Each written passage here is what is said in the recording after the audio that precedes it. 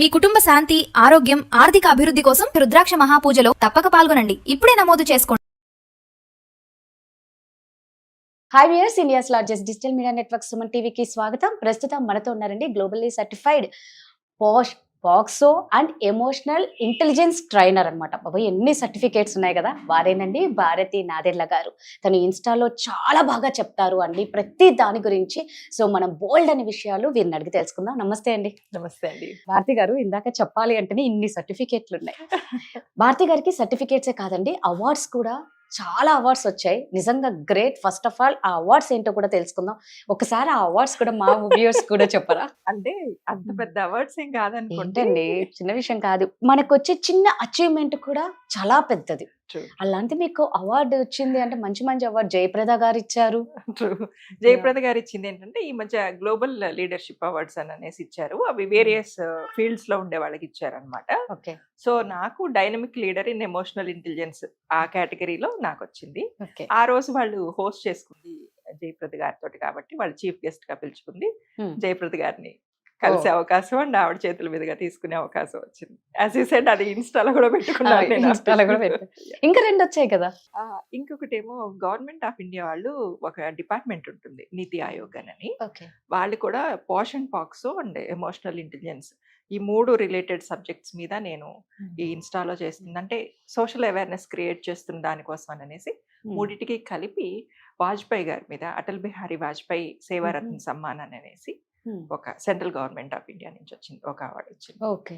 అంటే రీసెంట్ గానేమో దివా planet magazine ఉంది, అది కూడా గవర్నమెంట్ రికగ్నైజేషన్ మ్యాగజైన్ అన్నమాట. వాళ్ళు టాప్ 50 ఇన్క్రెడిబుల్ ఉమెన్ అనే ఇండియాలో వేరియస్ ఫీల్డ్స్ లో ఉన్న ఉమెన్ కి వాళ్ళు నామినేషన్స్ ఇచ్చి మమ్మల్ని ఎలక్ట్ చేసుకున్నారు. సో అందులో నాకు again top leader in emotional intelligence trainer అనుకోవచ్చు. First of all congratulations. So అయితే మామూలుగా ప్రతి ఇంట్లో మగపిల్లల గల తల్లిదండ్రులకి, ముఖ్యంగా తల్లి బాగా కొంతమంది ఇళ్లలో సఫర్ అవుతూ ఉంటుంది. అంటే మగపిల్లలు చేసే చేష్టలు కొన్ని చెప్పుకోనికి ఉండవు భారతి గారు. లైక్ నాకు ఎలా చెప్పాలో కూడా అర్థం కాదు. ఎలా అడిగినా నేను చెప్తాను, అడగండి. సో అంటే వాళ్ళ పెన్నిస్ అది ఎక్కువగా పట్టుకోవడము, తర్వాత వచ్చేసి ఇప్పుడు కజిన్స్ ఉంటారు, అబ్బాయి అలా వాళ్ళు సంథింగ్ ఏదో చేస్తూ ఉన్నారు అని పాపం కొంతమంది మదర్స్ ఎవరికి చెప్పుకోవాలో తెలీదు. మా అబ్బాయి ఎందుకు ఇలా అవుతున్నాడు, ఇంత చిన్న ఏజ్ లోనే ఇలా ఉన్నాడే. ఇంకొకటి ఏంటంటే ఇంకో అబ్బాయితో అలా ఉండడం వల్ల ఆ తల్లికి ఏమన్నా పిల్లవాడు ఏమన్నా ఫ్యూచర్ లో అర్థమైంది మీరేం అడుగుతున్నారు. ఇక నేను చెప్పకపోయినా మీకు ఎందుకండి, ఫస్ట్ ఆఫ్ ఆల్ పిల్లలు ఎందుకు అలా చేస్తారు? తల్లి ఇలా భయపడుతూ ఉన్నప్పుడు ఎవరికి చెప్పుకోవాలో తెలీదు. వాళ్ళకి ఒక సొల్యూషన్ అంటూ ఎలా వస్తుంది? చిన్నపిల్లల సంగతి చెప్దాం. యూజువల్ గా ఏంటంటే చిన్నపిల్లల్లో అసలు సెక్షువల్ హార్మోన్స్ ఉండవు.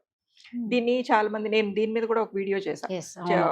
చాలా మంది పేరెంట్స్, అంటే you don't believe, around 400 to 500 parents నాకు డిఎం చేశారు. ఫస్ట్ ఇనిషియల్ గా కొన్నే వచ్చే, తర్వాత నెంబర్ పెరిగిపోయింది. ఏంటి అంటే వాళ్ళందరూ దానికి పెట్టుకున్న పేరు ఏంటంటే మాస్టర్బేషన్ అని. మా 3 ఏళ్ల బాబు మాస్టర్బేషన్ చేసుకుంటున్నాడండి, మాకు భయంగా ఉంది, వాడిని బయటకి ఎక్కడికైనా తీసుకెళ్ళా నలుగురిలో కూడా వాడు అలా పట్టుకుని కూర్చుంటుంటే మాకు ఆక్వర్డ్గా అనిపిస్తుంది. సో మేము అసలు సోషల్ గ్యాదరింగ్స్ కూడా మానేసాము, ఏం చేయాలి, స్కూల్కి పంపించాలంటే మాకు గిల్టీగా అనిపిస్తుంది. సో ఒక్కొక్క పేరెంట్ దాని గురించి డిస్క్రైబ్ చేసిన వాళ్ళ భయం చూసిన తర్వాత నాకు అనిపించింది అనమాట, అసలు ఒక రీల్ చేసేద్దాం దీన్ని. చాలా బాగుంది. అసలు ఆ రీల్ చూసే నేను కాల్ చేశాను. ఏంటంటే పిల్లల్లో అసలు sexual hormones up to 7-8 years బాడీలో ప్రొడ్యూస్ అవ్వవు. ఓకే. సో దానికి మాస్టర్బేషన్ అనే పేరు, అడల్ట్స్ కి యూజ్ చేసే పేరు అసలు యూజ్ చేయకూడదు. కాకపోతే అది ఒక ఆర్గన్ అయినప్పుడు ప్రతి ఒక్కళ్ళకి కూడా ఆర్గన్ ఎండింగ్ లో ఏంటంటే కొన్ని నర్వ్స్ ఎండ్ అవుతాయి. ఆ నర్వ్స్ ఎండ్ అయినప్పుడు దాన్ని పట్టుకుంటే బ్రెయిన్ లో ఒక రకమైన సూదింగ్ అండ్ కామింగ్ ఎఫెక్ట్ వస్తుంది. దట్స్ వాట్ మీకు అడల్ట్ అయిన తర్వాత కూడా అవుట్ ఆఫ్ సెక్స్ మీకు ప్లెజర్ వచ్చేదానికి రీజన్ అదనమాట. సో పిల్లలకి తెలియకుండానే వాళ్ళు ఏంటంటే అదొక ఆబ్జెక్ట్, నాకు అక్కడ ఏదో డిస్టర్బెన్స్ గా ఉందని కొంతమంది పిల్లలు అనుకుంటారు. కొంతమంది పిల్లలు ఏదో సరదాగా మొదలు పెడతారు దాన్ని పట్టుకోవడం. పట్టుకున్నప్పుడు వాడికి ఆటోమేటిక్ గానే అక్కడ కొంచెం సూదింగ్ గా కామింగ్ గా అనిపించేసరికి అది అలవాటు కిందకి మారుతుంది. ఇంకొకటి ఏంటంటే పిల్లలకి యాంగ్జైటీ వచ్చింది అనుకోండి, పిల్లల్లో యాంగ్జైటీయా అనొద్దు, పిల్లల్లో కూడా యాంగ్జైటీ ఉంటుంది. అంటే ఏముంటుంది వాళ్ళకి ఇప్పుడు తల్లి కొద్దిసేపు కనిపించకుండా వెళ్ళిపోయింది, ఎక్కడో దూరంగా పని చేసుకుంటుంది, వీళ్ళు ఒక్కళ్ళే ఉంటారు, సో వాడికి లోన్లీగా అనిపిస్తుంది. లేకపోతే అమ్మా నాన్న గొడవ పడుతూ ఉంటారు, వీడికి యాంగ్జైటీ వస్తుంది. అంటే సంథింగ్ వాడికి కంఫర్టబుల్ గా లేని కండిషన్ ఒకటి ఇంట్లో జరుగుతుంది, అప్పుడు పిల్లల్లో డెఫినెట్ గా యాంగ్జైటీ అనేది ప్రొడ్యూస్ అవుతుంది అనమాట. అత్తగారు మామగారు ఇట్లా జాయింట్ ఫ్యామిలీస్ ఉండే చోట అయితే మెయిన్ పిల్లలకి ఏంటంటే తల్లి వాళ్ళ first source of affection and emotions. Right. So తల్లి ఎక్కడైనా కంఫర్టబుల్ గా లేదు అంటే పిల్లలకి ఆటోమేటిక్ గానే యాంగ్జైటీ వస్తుంది. ఇది అందరూ గుర్తుపెట్టుకోవాలి.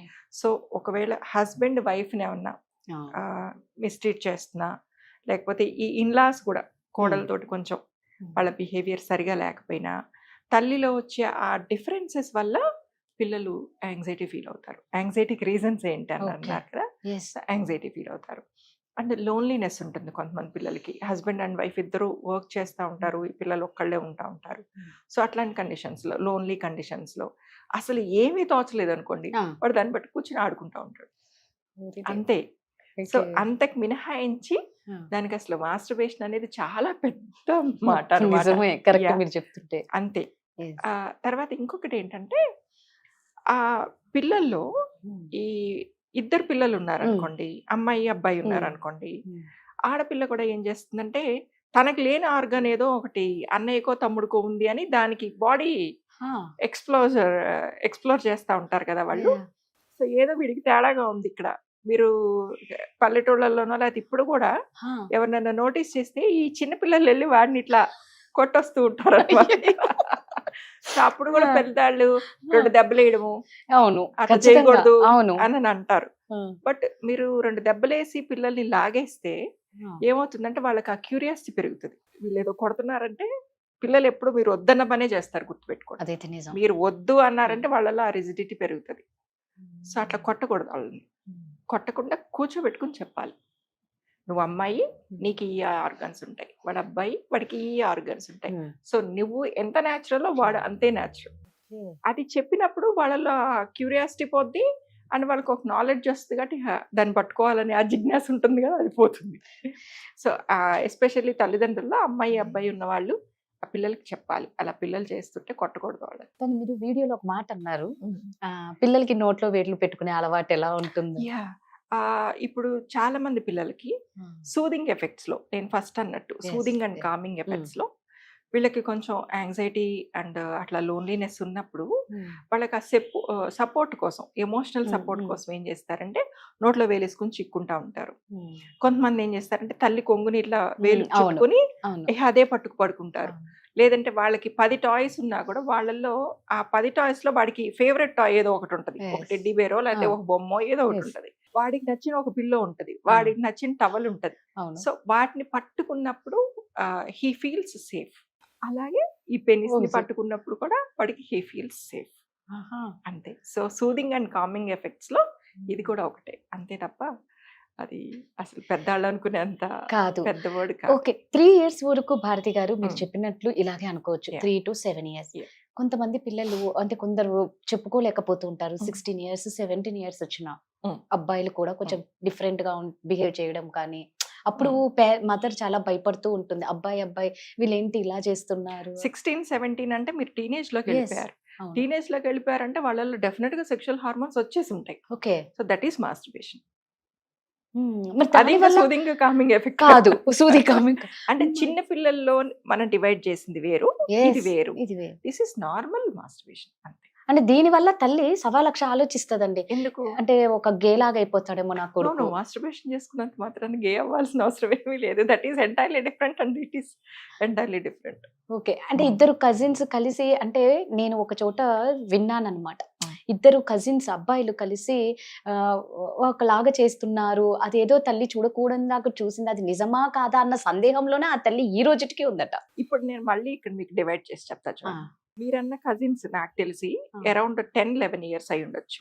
బిట్వీన్ 9 to 11 years పిల్లల్లో బాడీ పార్ట్స్ ని ఎక్స్ప్లోర్ చేయాలన్న ఒక రకమైన క్యూరియాసిటీ వస్తుంది. ఎలాగో ఎస్పెషల్లీ అబ్బాయిల్లో ఏంటంటే నా పెనిస్ సైజ్ ఎంత ఉందో, నా కజినో, ఇప్పుడు మీరు ఇందాక కజిన్ అన్నారు కాబట్టి నేను అదే ఎగ్జాంపుల్ చెప్తున్నా, వాడి సైజ్ ఎంత ఉందో, తర్వాత మేము ఆ టైంకి వాళ్ళకి మాస్టర్బేషన్ అనేది కూడా కొంచెం తెలుస్తూ ఉంటుంది. బికాస్ సెక్షువల్ హార్మోన్స్ 7-8 నుంచి బాడీలో ఉండడం మొదలవుతాయి కాబట్టి వాళ్ళకి ఆ థాట్ వస్తుంది, సెక్షువల్ థాట్ వస్తుంది. అండ్ దాంతో మాస్టర్బేట్ చేసినప్పుడు వాళ్ళకి సెమెన్ కూడా రిలీజ్ అవుతుంది. ఓకే. సో వీళ్ళలో కాంపిటీషన్ కూడా వస్తుంది పిల్లల్లో. కాంపిటీషన్. అంటే నీకు ఎన్ని మినిట్స్కి నీకు ఆ. 7 రిలీజ్ అవుతుంటే నాకు ఎన్ని మినిట్స్లో 7 రిలీజ్ అవుతుంది. So curiosity, competitive nature, exploring, body organs గురించిన ఎక్స్ప్లోరింగ్, ఇవన్నీ కూడా ఆ పర్టికులర్ ఏజ్ లో ఉంటాయి. ఓకే. మీరు అన్నట్టు ఆవిడ చూసింది బహుశా ఇద్దరు కజిన్స్ మధ్య జరుగుతున్న ఇది. అమ్మ ఇది మీరు అబ్బాయిల గురించి చెప్పారు, ఎందుకు అమ్మాయిల్లో నీ బ్రెస్ట్ సైజ్ ఎంత నా బ్రెస్ట్ సైజ్ ఎంత అని మాట్లాడుకునే కజిన్స్ లేరా? ఎస్ ఉన్నారు, రైట్ ఉన్నారు ఖచ్చితంగా. దాన్ని మీరు తప్పుగా తీసుకున్నప్పుడు దీన్ని ఎందుకు తప్పుగా తీసుకుంటారు? అంటే చెప్తున్నాను కదా, ఇద్దరు అబ్బాయిలు ఉండేసరికి పాప అంటే నేను అది మెసేజ్ చదివి నేను మిమ్మల్ని అడగాలి అనుకున్నా. దాని గురించి కంగారు ఏం అక్కర్లేదు. అదే ఇక కంప్లీట్ టీనేజ్ కి వచ్చేసాక, 16-17 ఇయర్స్, 20+ వచ్చేసాక, ఇంకా అన్మ్యారీడ్ ఉన్న పిల్లల్ని, ఎందుకంటే తల్లి మనం పిల్లల గురించి మాట్లాడుకుంటాం, అలాంటి కండిషన్స్ లో తల్లి చూసినప్పుడు ఇక్కడ అందుకనే ప్రైవసీ అనేది ఒకటి ఉంటుంది, బోర్డర్స్ అనేవి ఒకటి ఉంటాయి. మీరు తల్లి అయినంత మాత్రాన డోర్ నాక్ చేయకుండా నీ కొడుకు రూమ్ లోకి నువ్వు వెళ్ళకూడదు. మీకు తెలియదు కదా వాళ్ళు ఏ కండిషన్స్ లో ఉంటారు. That is a very normal act. దాన్ని చూసి మనం కంగారు పడిపోయి పిల్లల్ని 4 దెబ్బలేసేసి సైకాట్రిస్ట్ దగ్గరికి తీసుకెళ్ళిపోయేసి ఇన్ని పనులు ఏమీ చేయక్కర్లా. మీకు ఆకలి ఎలా వేస్తుందో, నిద్ర ఎలా వస్తుందో, ఒక సెక్షువల్ థాట్ కూడా అలాగే వస్తుంది, అంతే. అంతకు మినహాయించి ఏమక్కర్లా. బట్ ఎప్పుడు మీరు దాని మీద కొంచెం అవేర్నెస్ తెచ్చుకుని డాక్టర్ దాకా తీసుకెళ్ళాలి అంటే, ఇక వాడి రొటీన్ అంతా డిస్టర్బ్ అయిపోయి పొద్దున్న లేచిన దగ్గర నుంచి రాత్రి పడుకోపోయే వరకు స్కూల్కో కాలేజ్కో వెళ్ళడం, లేకపోతే నార్మల్ వేరే రొటీన్స్ ఉంటాయి కదా ఇంట్లో కానీ బయట కానీ, అవి ఏవి చెయ్యకుండా కేవలం రౌండ్ ద క్లాక్ ఇంకా దాని మీదే వాళ్ళ కాన్సన్ట్రేషన్ ఉంది అన్నప్పుడు మాత్రం ఒకసారి డాక్టర్ దగ్గర చూపించడం అవసరం. ఇలాంటి కండిషన్ లో ఉన్నప్పుడే డాక్టర్ దగ్గర అబ్సెషన్ ఉంటుంటే, దాని మీదే అబ్సెషన్ ఉంటుంటే అప్పుడు అదర్వైజ్ ఏదో ఒక్కసారి అట్లా తల్లికి చూస్తే భయం, ఎవరికి చెప్పాలో తెలియదు పాప, ముఖ్యంగా తల్లుల టెన్షన్ ఇది. అలాంటప్పుడు తండ్రి దగ్గర కూర్చోబెట్టుకుని చెప్పాలి డెఫినెట్ గా. బికాస్ తల్లి ఎంత లేదన్నా తల్లి అక్కడ సెక్షువల్లీ వాళ్ళిద్దరు డివైడ్ అయ్యారు కాబట్టి జెండర్లలో. సో అమ్మ మాట్లాడడానికి కొంచెం మొహమాట పడుతుంది. సో తండ్రి దగ్గరకు తీసుకుని ఏం చేయాలి ఇలాంటివి సడన్ గా చూసినప్పుడు అంటే, భర్తతో చెప్తే భర్త కొడుకుని దగ్గరకు తీసుకుని it is very quite normal, when to do, what to do, when not to do, what not to do అనేవి తండ్రి చెప్తాడు. చూడండి పేరెంటింగ్ మీద ఎంత ఆధారపడిందో. అవేవి మీరు చేయకపోతే వాళ్ళకి అసలు తెలియదు ఇంకేవి కూడా. చాలా చక్కగా చెప్పారు. Thank you.